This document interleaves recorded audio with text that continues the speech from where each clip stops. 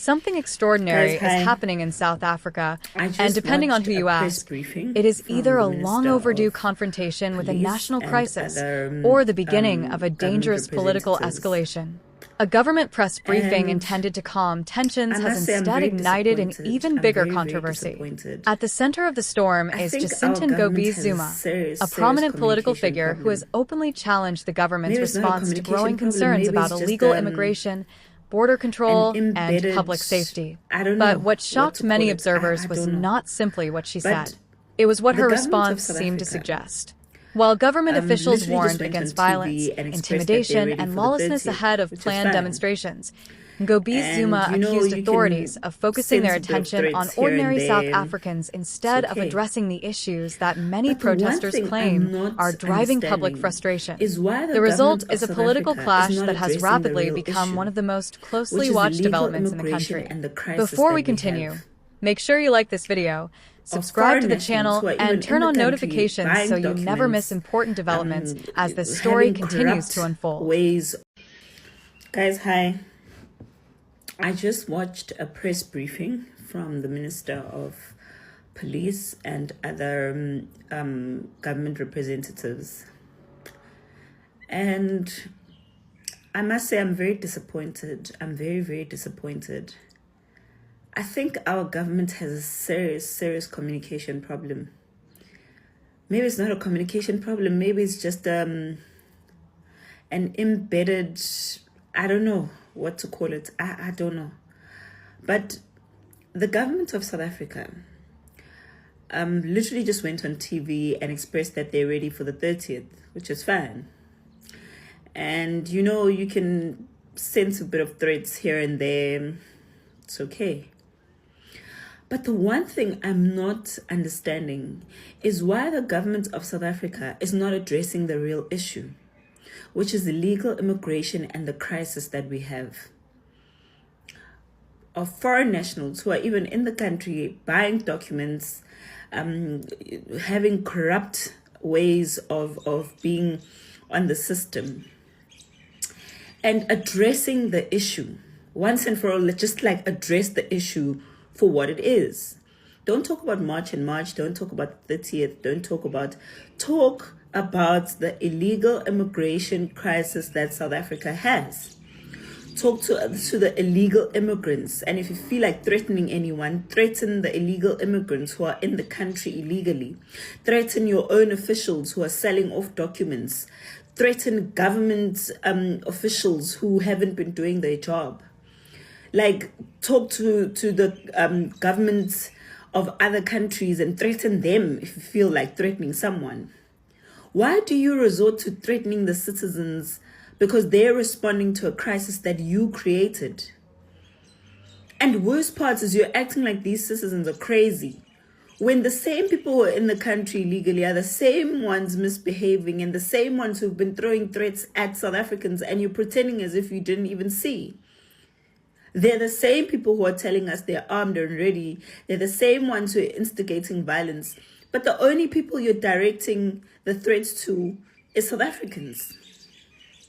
And this is very concerning because I don't even think government understands how what they're doing is actually going to backfire to their faces. Because you can't say when someone is crying to their parents and saying, "Mommy, Daddy, you've been neglecting me. And I'm so angry right now. You know, I want to show you I'm angry by getting out of this house and leaving." And you say, "No, if you dare touch the children of next door who are in this country legally or in this home illegally, who just invaded your space and took over your space, I'm going to beat you up." Does that make sense? Does that make sense to our government? I'm really, really worried about the South African government. When does the South African government address the issue that we have? Just talk about the issue. Don't talk about anything else but the issue of illegal immigrants in the country. Because right now you've got thousands of them, unknown, undocumented, sitting there at the Durban drive-in. You want to give them food and all of that. That's fine. That's human behavior. That's good. It's a humanitarian thing. But why are you not addressing the issue? Those people are in your country illegally. How did they come in? Where were they staying? What schools were they using? Which hospitals were they going to? Which resources were they using? What jobs did they occupy? What activities were they conducting in the country? Where do they live? With who? Etc. Those are the things you should be addressing as the government. Not threatening citizens because they raised a valid concern and you can see it now, it's right in your face, that all along you've been ignoring a serious crisis.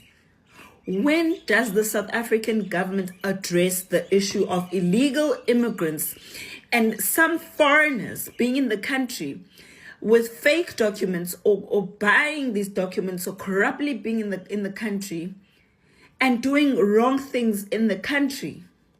And that is what South Africans are complaining about. That is the issue here. Don't tell us about xenophobia or Afrophobia or ethnic mobilization or whatever you choose to call it. Tell us about the crisis of illegal immigration in the country. How are you going to fix it? That's what we want to hear. Don't threaten us. And that statement is exactly where the controversy begins. Because while government officials insist their priority is maintaining law and order, critics argue that the briefing avoided the very issue that has been driving public anger for months.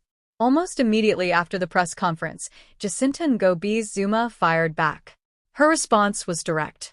She questioned why government leaders appeared more focused on warning South Africans about the consequences of unlawful protest than addressing concerns about illegal immigration, border management, and alleged corruption within the immigration system.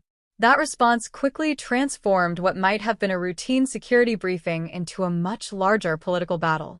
But here's where things get disturbing. Both sides claim they are protecting the country.